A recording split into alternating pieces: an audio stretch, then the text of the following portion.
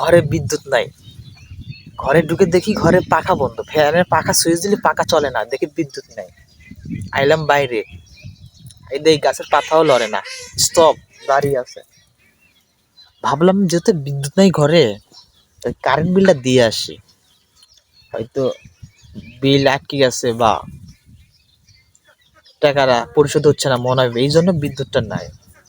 ঠিক আছে, এই প্রচন্ড রোদের ভিতরেও ফাটাফাটা রোদ, তার মধ্যে গেলাম বিদ্যুৎ বিল অফিসে, বিলটা দিয়ে আসলাম। তা যদি কারেন্ট যদি একটু আসে, একটু যদি কারেন্ট পাই, ফোনেও চার্জ নাই, সারা রাত তো বাতাস পারছি, ঘুমোতে দেয় নাই পাখা, বিদ্যুৎ বিদ্যুৎ ঘুমোতে দেয় নাই, দিন তো ঘুমোতে পারি না।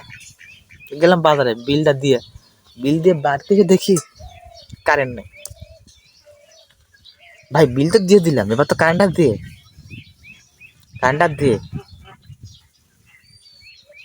জামু কোথায়, জামুরা কোথায়?